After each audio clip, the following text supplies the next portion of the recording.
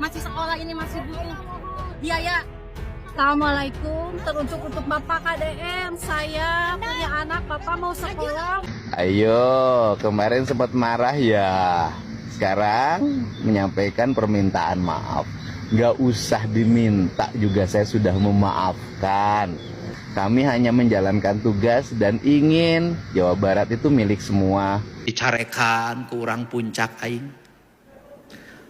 Lain bapak aing, bapak sia eta mah. Tong dipilih deui tahun hareup paduli teuing.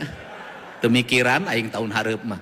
Aing mikiran tahun isukan ge can kapikiran komo 5 tahun ka hareup. Nah, teu dipilih ku siaga aing mah kawin deui duit boga.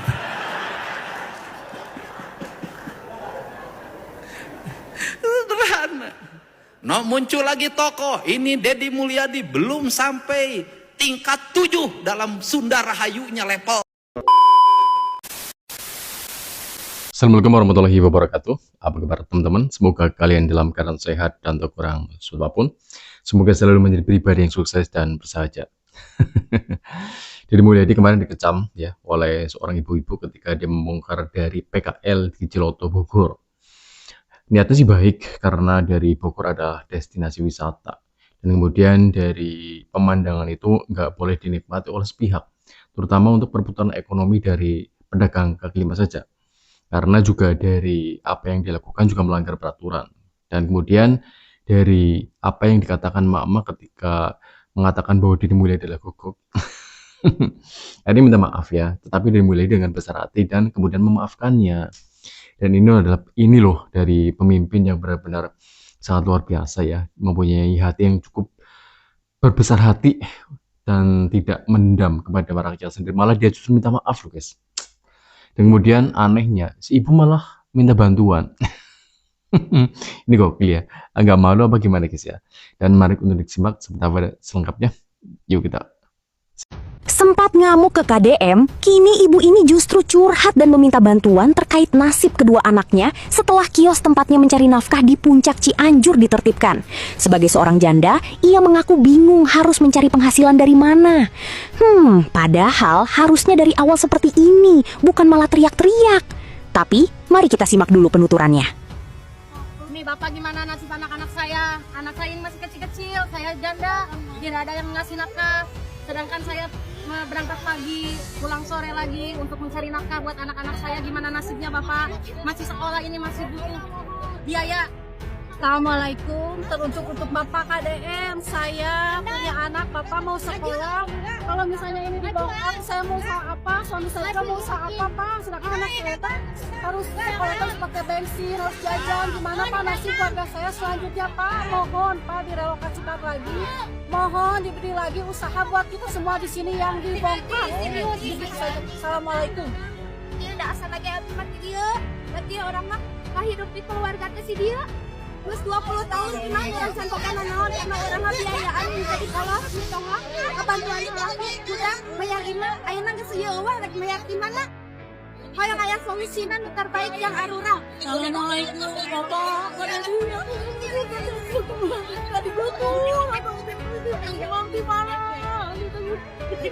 Mengenai saya anak itu, dia di mana? Mohon atuh pada nih, sing hawatos darahnya kalit.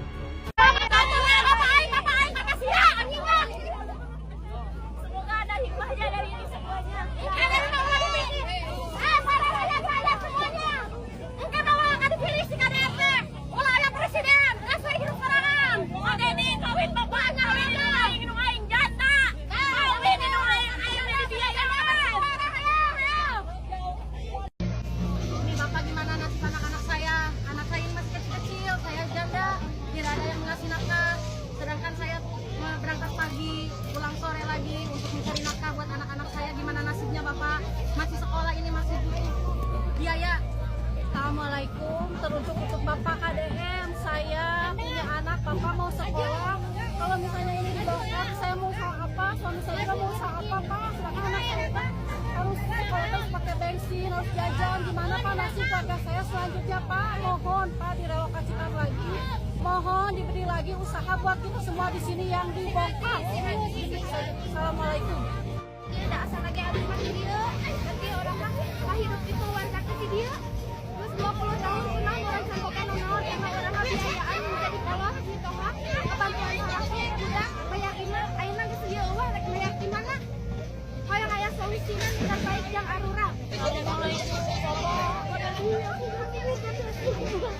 Assalamualaikum warahmatullahi wabarakatuh. Sampurasun Bapak Dedi Mulyadi.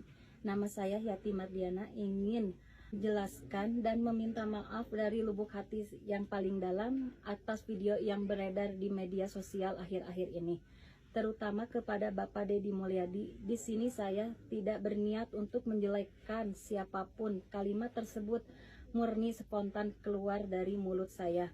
Yang terbawa emosi, saya sebagai pegawai yang kehilangan mata pencarian di rest area ini, pekerjaan yang tidak memandang ijazah dan umur. Saya hanya meminta kepada Bapak KDM untuk memberikan kebijaksanaan dan solusi kepada kami para pegawai yang kehilangan pekerjaan ini.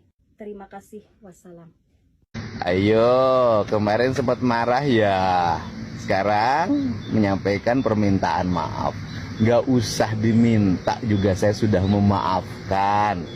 Kami hanya menjalankan tugas dan ingin Jawa Barat itu milik semua, bukan milik perorangan, sehingga setiap orang bisa menikmati seluruh keindahan yang dimiliki oleh alam Jawa Barat, termasuk keindahan puncak.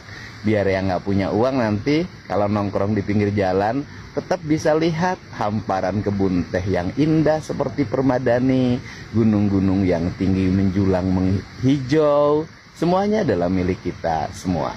Dan saya doakan Ibu semoga bisa mendapat pekerjaan baru, mendapat penghasilan baru, dan anak-anaknya tetap sekolah. Dicarekan ke orang puncak aing. Lain bapak aing, bapak sia eta mah. Tong dipilih dari tahun hareup paduli teuing. Teu mikiran aing tahun hareup mah. Aing mikiran tahun isukan ge can kapikiran komo 5 tahun ka hareup. Nah, teu dipilih ku siaga aing mah kawin deui duit boga.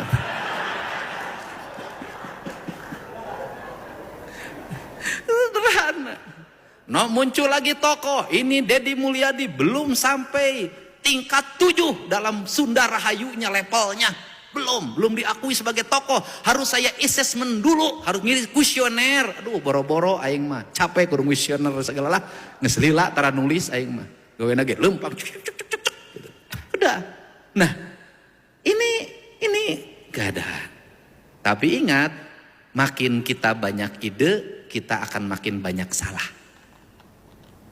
Kalau sebuah rumah ada perbandingkan, ada anak anu rajin teh, dia nyuci, nyetrika, masak, sasapu, marab domba, marab hayam, mareman lampu.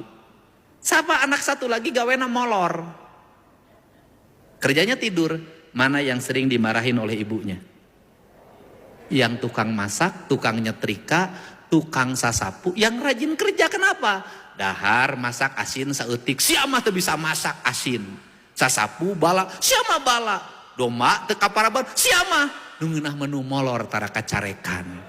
Jadi paling enak itu adalah jadi pemimpin jangan terlalu banyak gagasan dan inisiatif. Santai saja dari acara ke acara, dari gunting pita ke gunting pita. Lamun eueuh proyek nu kudu digunting, gunting we ceuli sorangan.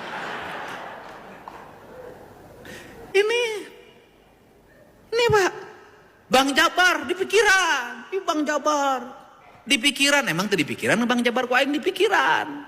Naon di pikiran anak, di pikiran eta Bang Jabar mere pinjaman ka guru turunkeun bungana aing mah mikir.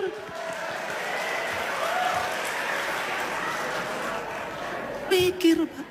Emang saya tidak berpikir kenapa mengambek Sritek sekian ratus miliar, Kimia Farma sekian ratus miliar, kelompok tebu sekian ratus miliar, teu malayar ari guru geus sia ti paheula diudag-udag mayar wae. Makanya saya minta Bang Jabar tagih ya duit 6 triliun nu macet teh asupkeun ka kas daerah, temui ini geus asup engke kredit jeung guru turunkeun sia teh karunya. Nah, saya itu sampai detil Pak, mikiran karunya ka guru teh asup 7 keajaiban dunia.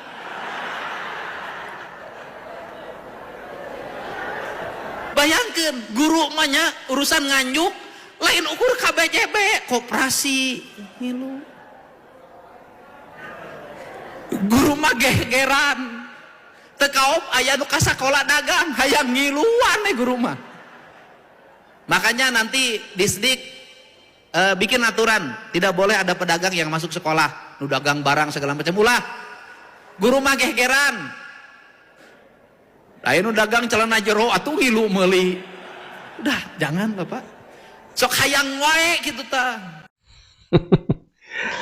Seperti itu teman-teman ya, dari pernyataan seorang emak-emak yang tadinya itu berkata dengan yang tidak sangat sopan kepada seorang pemimpin Jawa Barat, dan kemudian akhirnya minta maaf, dan kemudian malah justru minta bantuan. Tapi dari mulai benar-benar orang yang mempunyai jiwa yang cukup lapang dan kemudian tidak mendendam, apalagi dilakukan memang ya karena memang faktor ekonomi ya. Dan kemudian dari mungkin seorang pemimpin Jawa Barat ya, Deddy Mulyadi belum bisa memberikan sebuah pekerjaan yang begitu besar ya, begitu luas untuk masyarakat Jawa Barat sendiri. Dari rasa moralitas yang miliki, otomatis ya dia mempunyai sebuah sikap yang elegan. Tapi dari apa yang dilakukan Mama memang ya nggak layak untuk ditiru siapapun, karena seperti yang kita ketahui dari Mulyadi dengan cukup usaha yang maksimal agar dari masyarakat Jawa Barat itu benar-benar mempunyai sebuah kehidupan yang lebih layak, kemudian peradaban lebih maju, mempunyai budaya dan sopan santun seperti layaknya ciri khas Sunda, yaitu lemah, lembut, kemudian penuh kesantunan, dan kemudian penuh rasa dari toleransi. Tapi kembali lagi tentang dari sikap Deddy Mulyadi yang boleh dibilang kata oposisi, yaitu gubernur yang mempunyai sifat bengis kepada masyarakat, terutama ketika dilontarkan oleh seorang Di Permana. Otomatis itu kayak orang nggak pernah berpikir lebih jauh, karena apapun berdagang di tepi jalan atau bahkan trotoar itu jelas melanggar peraturan ya. Dan apa yang dikatakan oleh para oposisi tentu saja ya sangat tidak mempunyai sebuah metadata yang pas gitu loh. Kalau memang jika ada sebuah tindakan, pasti ada alasan dari Deddy Mulyadi. Terutama ketika Deddy Mulyadi kan diserang oleh seorang Di Permana tuh ketika menggusur Kalimalang. Padahal di Kalimalang itu banyak tanah-tanah yang kemudian menjadi sertifikat, padahal itu adalah tanah milik PU. Kemudian para oposisi terus menggaungkan bahwa demo adalah pemimpin yang zolim dan kemudian tidak berpihak kepada masyarakat, malah menzalimi masyarakat.